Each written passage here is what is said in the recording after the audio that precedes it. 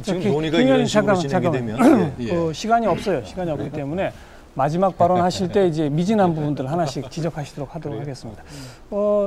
제 느낌에는 상당한 생산성을 보인 토론이라고 생각합니다.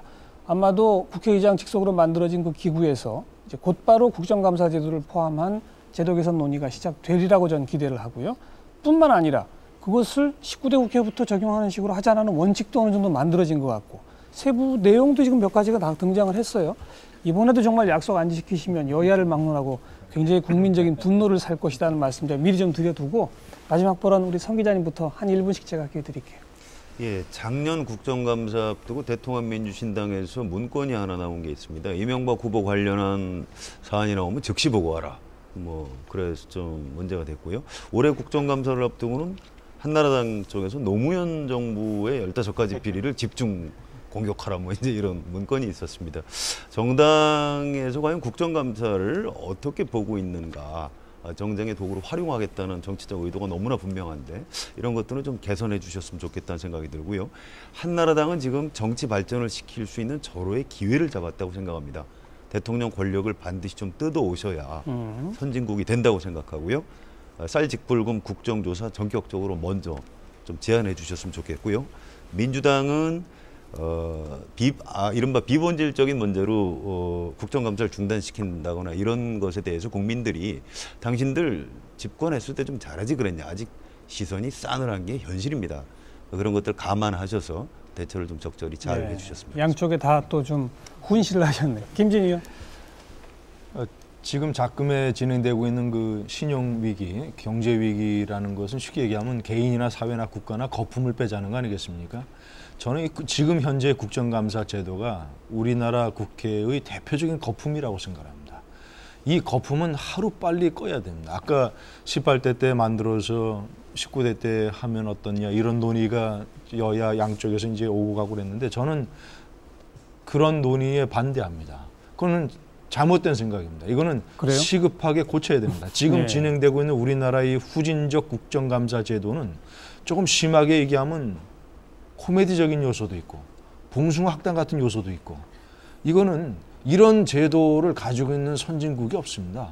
선진국이 아니더라도 이런 제도가 이거를 하루빨리 고쳐서 국정감사 제도의 문제점에 대한 공청회를 국회가 열어야 됩니다. 그래서 진짜 국정감사 제도에 시달린 오랫동안 그 문제점을 가지고 있는 고위 공무원들도 부르고 학자나 전문가 일반 시민들 다 불러서 국감을 국감해야 됩니다.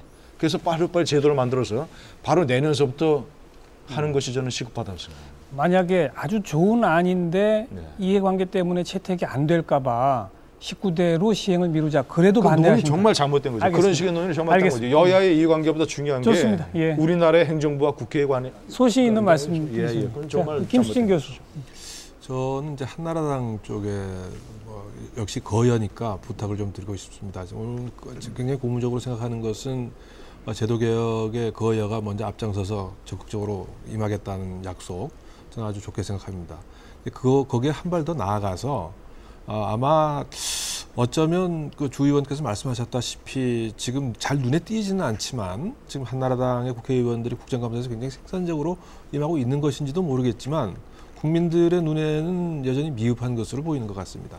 아시다시피 대통령과 정부에 대한 국민들의 시선이 굉장히 싸늘합니다. 무엇인가 하니 분명히 지금 정부에서 지금 뭔가 잘못하고 있다는 생각을 국민들이 하고 있다는 뜻이거든요. 그게 무엇이었든지 간에.